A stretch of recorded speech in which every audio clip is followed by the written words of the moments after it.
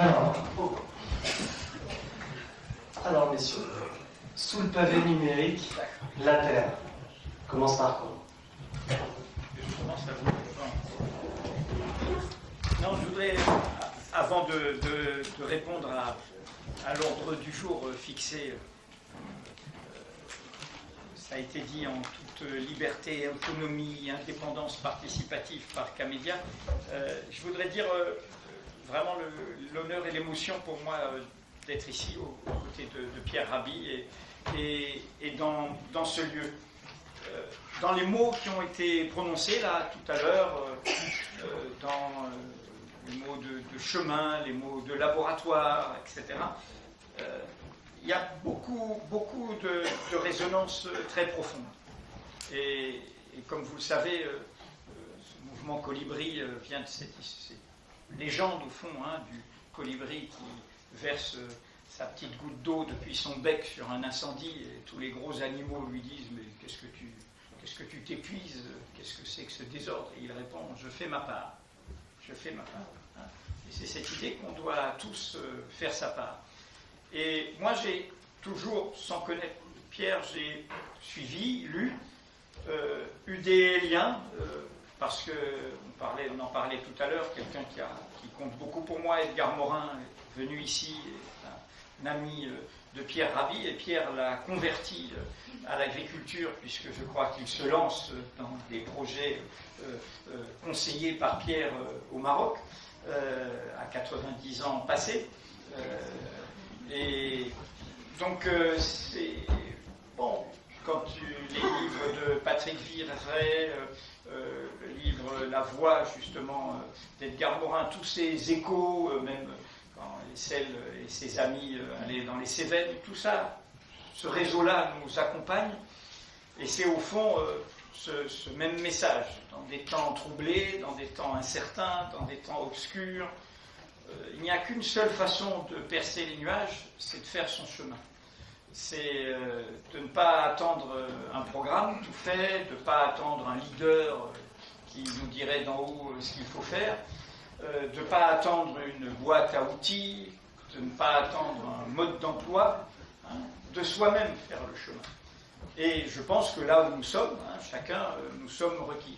Je cite souvent ce poète espagnol que cite beaucoup Edgar Morin, Antonio Machado, qui est un républicain qui est décédé à Collioure après avoir traversé la frontière franco-espagnole dans la défaite de l'Espagne républicaine.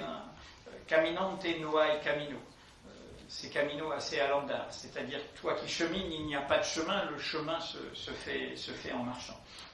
Alors je voulais dire dans l'émotion qu'il y a beaucoup de clins d'œil, y compris, je pensais à lui beaucoup dans le moment de la minute de silence. Le hasard, quand les choses sont programmées, celui qui fait Mediapart, moi je suis celui qui va les estrades, mais celui qui fait Mediapart, c'est François Bonnet, son directeur éditorial. Eh bien, c'était programmé depuis longtemps, il est bien loin de toute cette agitation parisienne. Il est en train d'affronter quelques 6000 mètres et d'arpenter une vallée de l'Himalaya qui était interdite jusqu'il y a 2 ans. Il est donc dans ce silence, voilà, très, très spirituel, j'allais dire. Il est alpiniste profondément, donc c'était prévu depuis longtemps. Et il n'y a pas de téléphone, il n'y a rien, il est loin du numérique, il est loin de tout ça. Et je voulais dire l'autre résonance. J'ai dit à Pierre Rabhi que j'ai passé ma jeunesse, mon adolescence en Algérie. Et à l'époque, le projet familial, paternel, et que j'épousais, je dois dire, mais que je n'ai pas accompli, donc je présente toutes mes excuses, c'était que je devienne ingénieur agronome. Et parce que la figure un peu tutélaire qui nous fascinait, c'était René Dumont, dont nous lisions tous les ouvrages à ses précurseurs, bien avant qu'il soit le premier candidat écologique, etc. Donc voilà, une vocation s'est égarée, mais elle devait commencer par la terre. Voilà, que je veux juste rappeler. Enfin, je voulais dire juste dans ce petit propos liminaire, le point commun, et je vais faire parler Pierre Rabhi et lui poser une question, parce que j'ai apporté ce manifeste qui avait été fait pour l'élection présidentielle, éloge du génie créateur de la société civile autour du mouvement Colibri et d'une façon différente de celle qui avait été faite en 2002, où vous aviez essayé d'avoir des signatures et d'être candidat à la présidentielle. Et là, c'est l'idée tous candidats. Le point commun fondamental dans un domaine qui est celui de l'information, là, dans un domaine qui est au fond celui de la destruction, combattre la destruction de notre richesse et de ce dont nous dépendons, ce avec quoi nous sommes liés. Fondamentalement, c'est cette idée que ne pas être dans une sorte de nous mettre comme ça barricadés face à la modernité, ne pas être dans un repli sectaire, ne pas être dans une clôture par rapport à la nouveauté, de regarder cette modernité, elle est là, d'utiliser ce qui peut être le plus utile au bien commun, et en même temps de se dire que pour que cette modernité ne soit pas destructrice, il faut y défendre le meilleur de la tradition. Et je pense sincèrement que dans tous les domaines, les avant-gardes créatrices, je n'aime pas ce mot d'avant-garde, mais ceux qui sont pionniers, seront ceux qui seront dans cet alliage de la modernité, l'épouser, mais y défendre le meilleur de la tradition, de cet alliage de modernité et de tradition. Et je dis ça parce que j'ai sorti un petit manifeste pour les 5 ans de Mediapart, là, le droit de savoir, et qui se termine sur une image, des images plutôt, puisque c'est un film très hollywoodien, très numérique, très fait avec les techniques que permet le numérique, et qui au fond est une fable qui va dans ce sens-là. C'est Avatar, le film Avatar. Et le film Avatar, c'est au fond l'idée des stratégies du faible au fort, des stratégies de déplacement, et cette idée dans un film qui est totalement produit par la technique et à l'image de la technique, l'idée que nous sommes totalement dépendants de ce monde qui l'entoure, puisque le héros, comme vous le savez, contre ceux qui veulent détruire et s'approprier dans l'avidité la richesse, se transforme, passe, et Avatar est un mot du numérique qui vient d'Inde, et il se transforme, il se déplace, et il se déplace en épousant au fond un autre peuple qui, lui, est lié, qui ont ces grandes queues qui leur donnent l'énergie et qui est lié à la nature et à l'énergie, et tout être est vivant, et tout est vivant, etc. Et là, je suis très proche de quelqu'un que je cite, qui est un autre poète qui comptait beaucoup pour moi, qui est comme un deuxième père, un ami de mon père et un autre père, j'allais dire, qui s'appelait Édouard Glissant, dont Camédia a fait tout un week-end, on a parlé de lui, et qui était autour de cette idée de la relation. Qu'au fond, ce qui est décisif dans ce monde, c'est de combattre toutes ces identités à racines uniques, comme des plantes qui n'auraient pas de rhizome et qui allaient périr sur pied, et combien il faut construire en permanence un monde de relations, c'est-à-dire avoir la conscience que nous sommes tissés de relations, de déplacements, de mouvements, de liens avec la nature et les autres. Alors, dans ce contexte, a dit tout à l'heure le mot laboratoire, nous on a fait Mediapart, et c'est la résonance, elle est là exactement comme un laboratoire, avec cette idée de qu'est-ce que c'est que créer des valeurs durables, des valeurs authentiques, des valeurs qui ne soient pas d'avidité, de conflit, de concurrence, de compétition, des valeurs qui même épousent au fond l'authentique gratuité, c'est-à-dire la gratuité de l'échange et du partage.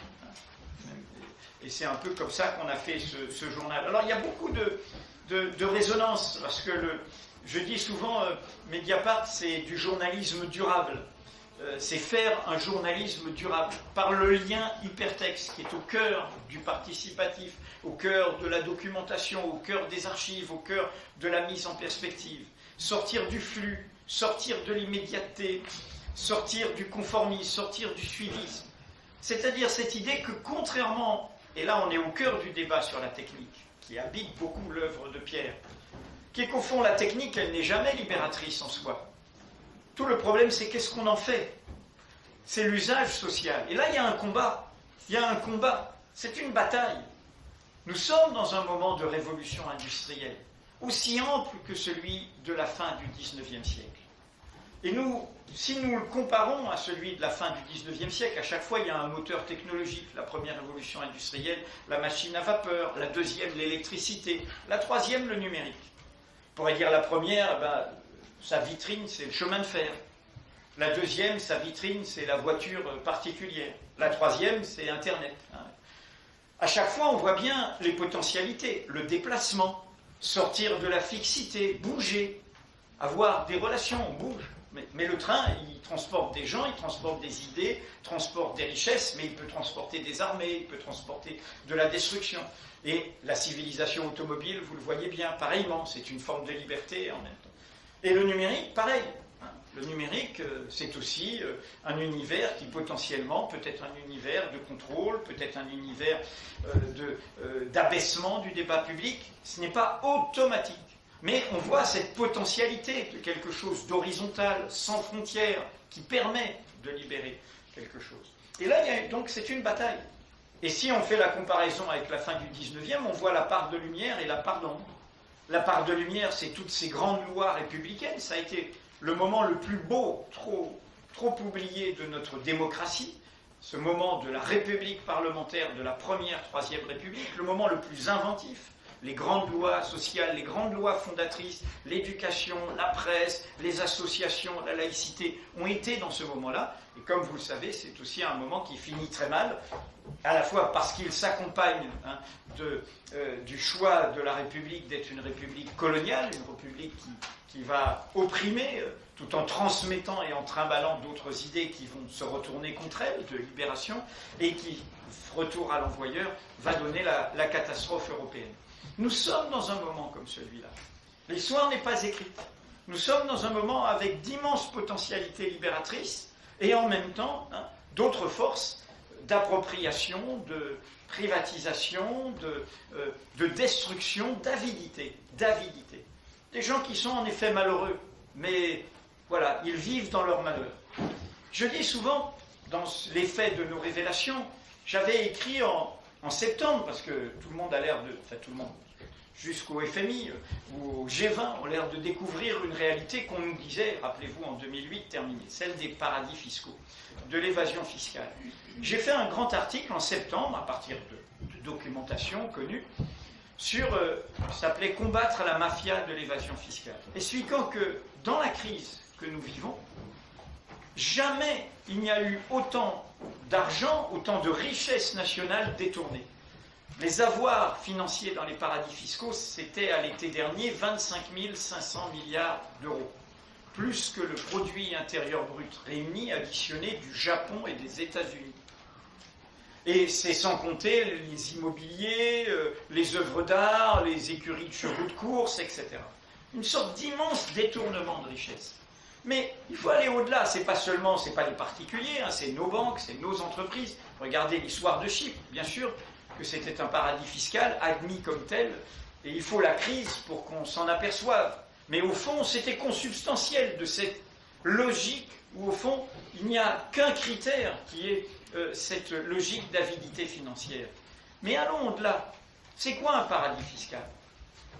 C'est objectivement, et ce n'est pas qualifier les personnes que de le dire, un monde mafieux. C'est quoi la mafia ? Sur quoi repose une culture mafieuse ? L'idée d'appropriation permanente, d'accumulation permanente, de pouvoir lié à la richesse, pas lié à l'idéologie, pas lié aux convictions, pas lié à ce que l'on fait, mais à l'appropriation de richesse. Donc c'est l'argent qui doit faire de l'argent, qui doit en permanence faire de l'argent le plus facilement possible, et hors des lois communes, en s'évadant des lois communes. Et d'autre part, c'est le secret total. Motus, bouche cousue. Un paradis fiscal, c'est ça. C'est de l'argent qui fait de l'argent, et le secret total. C'est la même culture, le même monde. Et donc ce n'est pas seulement un enjeu très concret, qu'on commence à enfin avoir mis dans le débat public grâce à l'effet des révélations de Mediapart, cette idée qu'il y a de l'argent à récupérer, qu'il qu'il y a beaucoup d'argent, que ça se compte en centaines de milliards si une politique réelle était menée là-dessus. Mais cette idée qu'il y a aussi derrière ce monde-là, au fond, l'imaginaire négatif qui est en train de nous tirer vers la destruction. Et qui va de pair, parce que cet argent, il est placé aussi dans des grandes multinationales qui détruisent les richesses, il est au cœur d'enjeux très concrets, d'enjeux dont il faut se libérer. Un journaliste, Nicolas Jackson, qui écrit dans des journaux très économistes, sérieux, le Financial Times, The Economist, a fait le meilleur livre sur les paradis fiscaux, parce qu'il connaît cette réalité. Et il termine, il donne 10 propositions, nos politiques n'ont pas à aller chercher très loin, elles sont là les propositions pour combattre ces paradis fiscaux. Mais il mit la 10e, et la 10e, c'est se libérer d'une culture où nous-mêmes, les responsables, les citoyens, nous sommes bluffés par la richesse. Nous sommes faibles par rapport à l'accumulation, au pouvoir, etc. Et au fond, nous ne nous posons pas la question du bien commun. Je rappelle que c'est une bataille, en l'occurrence, aussi vieille qu'un journalisme au service de la démocratie. Il y a un nom qui est très connu dans l'histoire du journalisme qui est Pulitzer, les prix Pulitzer. La première campagne qu'a fait Pulitzer avec le premier journal dont il était le propriétaire, à Saint-Louis, Missouri, aux États-Unis, lui-même venait d'Europe, de Hongrie, c'est une campagne où il a fait une enquête d'investigation sur ce que possédaient les plus riches de la ville. Et à côté, il a publié, en donnant les noms, tout, il a publié ce qu'il payait comme impôt. Beaucoup d'un côté, presque rien de l'autre. Et au pays des self-made men, où on a le droit de s'enrichir, il a fait une campagne en disant « ce n'est pas possible. Si vous vous êtes enrichi, vous ne vous êtes pas enrichi tout seul. La société fait, et c'est votre ami, il a fait son entreprise, il vient ici, il a cette idée-là. C'est-à-dire, si je me suis enrichi, je dois rendre aussi à ce qui m'a permis de m'enrichir. » Je voudrais terminer en disant ce fait qui est au cœur. Pourquoi il y a l'événement dont on a parlé tout à l'heure, qui est comme un battement d'ailes de papillon qui provoque après un séisme comme ça. Il y a dans le livre, dans ce manifeste de Pierre, il y a à la fin une phrase de Victor Hugo, « Il n'y a rien de plus puissant qu'une idée dont le temps est venu ». Et qui fait écho pour moi à ce qui est le thème central, qui est cette idée d'une république des consciences. D'une république des consciences. Et au fond, nous sommes dans cette situation-là. Pour un journaliste qui, comme je dis souvent, marche sur deux jambes, jambes professionnelles, vérifiées, recoupées, une information d'intérêt public, on essaye de faire, et d'autre part, une jambe démocratique. Nous sommes au service du droit de savoir des citoyens. Ce qui vient de se passer, même si, parce que cela révèle, c'est évidemment une mauvaise nouvelle, parce qu'on voit un mensonge, une corruption, un double langage, des solidarités oligarchiques qui s'évadent de la loi commune, qui ne respectent pas les lois qu'ils nous demandent de respecter. Donc évidemment que ça choque, évidemment que ça crée aussi chez certains un sentiment de désabusement, et chez d'autres ça peut créer cette dynamique très dangereuse du tous pourris. Mais en même temps, de l'autre côté, c'est une bonne nouvelle. Cette mauvaise nouvelle est une bonne nouvelle. Car cela veut dire en effet qu'une information, un fait, pas une opinion, pas essayer de convaincre l'autre qu'on a raison, mais une information peut faire levier. Et qu'une réalité peut recréer une conversation. Ce qui est vraiment l'idéal pour moi journalistique. Mettre une vérité factuelle au cœur du débat public, comme il faut la mettre sur les enjeux écologiques, sur les enjeux de destruction de la nature, mettre une réalité factuelle. Et elle transforme le débat, elle fait événement. Et là, nous sommes devant un cas presque chimiquement pur, parce qu'il y a eu cette sorte de solidarité dans le mensonge pendant 3 mois et demi, d'aveuglement dans le mensonge. Et là, il y a un événement qui fait levier de prise de conscience. Et pour moi, la question que je voudrais poser à Pierre, j'en ai listé plein, donc je vais juste terminer pour ne pas être trop long en les ramassant en une seule. Puisque, au fond, ce qu'on partage totalement, c'est cette idée on l'a dit tout à l'heure, d'être requis les uns les autres, de faire notre part, de ne pas attendre un homme providentiel, au fond de créer un chemin et qui lui-même troue un peu l'obscurité et ouvre des perspectives d'espérance. Ma question, c'est un peu comment on passe, et je pense qu'elle reste entière, et c'est notre question du moment. Comment on passe de ces oasis? Mediapart, c'est une sorte d'oasis pour rafraîchir le journalisme, pour recréer ce lien, cette participation avec du public. C'est une expression de Pierre Rabhi, cette idée des oasis dans une société qui est au risque du désert, au risque de cet appauvrissement. Et pour nous, c'est une jeunesse, Mediapart. Ça nous a rajeunis, ça nous a secoués, ça nous a revitalisés profondément. Et comment on passe de ces oasis dans ce moment précis où je pense qu'on est dans un moment comme une heure de vérité. Ce qui a été créé, on peut dire par Mediapart, mais maintenant ça appartient à tout le monde. Ce qui se passe là est un moment de choc. Tout le monde le sent bien. Le système n'a pas fonctionné. L'imposture était trop là. Il faut sortir de ça, cette politique professionnelle, le cumul des mandats, ad vitam aeternam, l'absence de contrôle.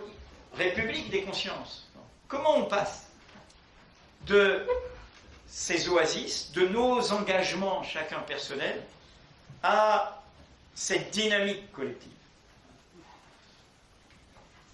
Pour moi, c'est au-delà du bonheur qu'on peut avoir chacun, à faire ce qu'on doit, à se dire que ça rencontre un écho, à faire son chemin comme une randonnée. Je n'ai pas d'autre image, et avoir plaisir d'atteindre une cime, une ligne de crête, un horizon.